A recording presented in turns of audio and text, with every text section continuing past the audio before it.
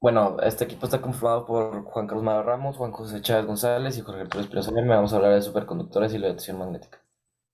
Bueno, primero que nada, para entender la superconducción magnética tenemos que entender que los metales son los principales conductores en el mundo y pues son los mejores. Sin embargo, la energía cinética del flujo de los electrones hace que los átomos del conductor vibren y choquen con ellos mismos, los que generan un incremento de temperatura en el conductor.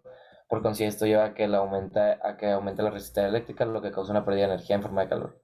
Es por esto que la superconductividad es un fenómeno que se le conoce cuando el material pierde totalmente su resistencia eléctrica cuando se mantiene a una temperatura cerca de cero absoluto. Esta temperatura cerca de cero absoluto se le conoce como temperatura crítica.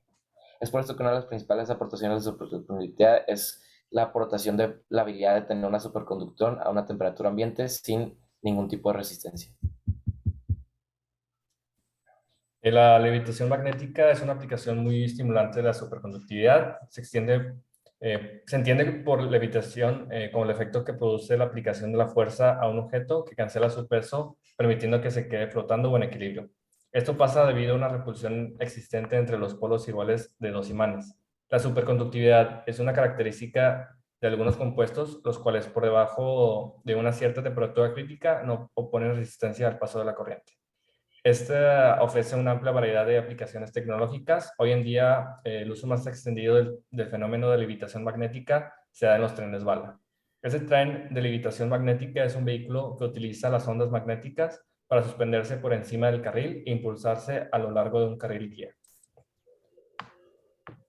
Bueno, para entender los superconductores tenemos que entender que se dan a temperaturas muy bajas en algunos materiales, como el plomo y el aluminio y otros metales.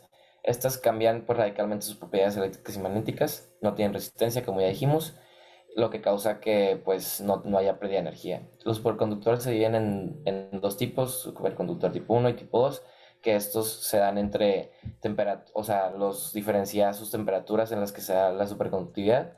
Ahí podemos ver qué temperaturas son y también afecta la presión en la que están. Ahí podemos ver todos los materiales que se dan en la tabla periódica.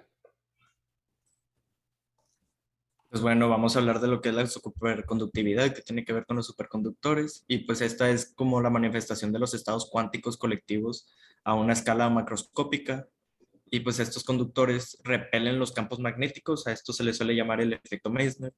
Este puede producir fenómenos de levitación muy espectaculares. Los superconductores ya se utilizan en muchas aplicaciones de hoy en día y se espera que se desempeñen un papel muy clave en lo que es el futuro, ya sea medio ambiente, transporte, nanotecnología y salud. Bueno, también la levitación magnética. La levitación magnética es cuando ocurre un fenómeno para un material dado, el cual puede levitar debido a la repulsión entre los dos polos de una misma polaridad.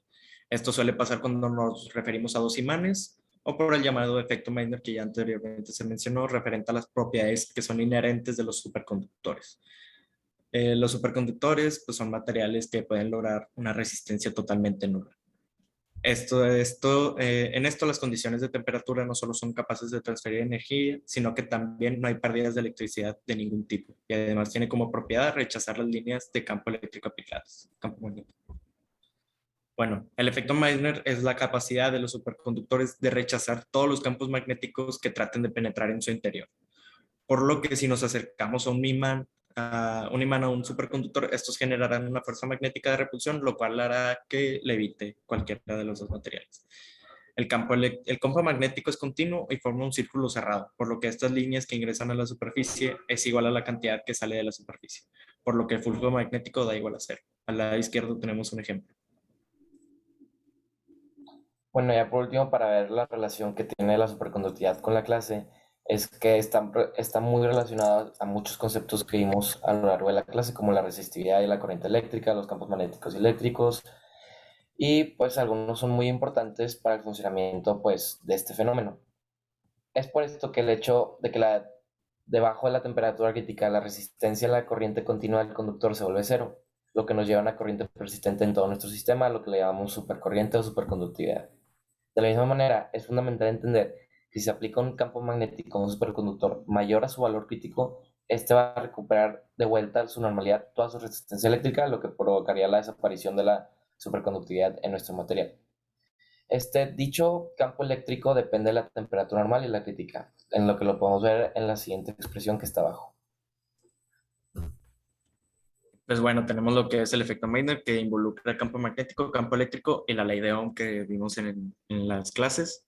Y pues en el momento en el que un material realiza una transición a su estado normal, al de superconducción, se excluye de forma efectiva los campos magnéticos que hay dentro de sí. A esto pues, se le conoce como el efecto Meitner.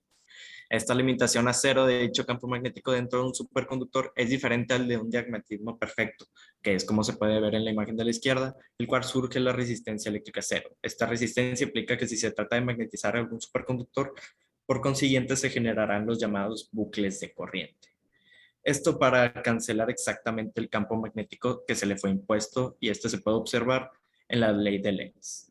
Si no se realizara un cambio distintivo en el campo eléctrico que fue aplicado de manera relativa, no habría ningún voltaje generado, lo que es la ley de Faraday, para que se logre impulsar la corriente, incluso si es un superconductor. Y por conclusión, la superconductividad y la levitación magnética son fenómenos físicos donde el hombre ha aprovechado para crear los avances tecnológicos que vemos hoy en día y los que se crearán en el futuro. Esos temas están relacionados con la clase de electricidad y magnetismo por los conceptos que hemos visto durante el semestre, como la resistencia, el campo magnético, el flujo magnético, la ley de Gauss, ley de Ohm y el campo eléctrico. Con lo aprendido en clase y con la investigación de la superconductividad y levitación magnética, pudimos percatar los usos de la física en los avances tecnológicos. Gracias.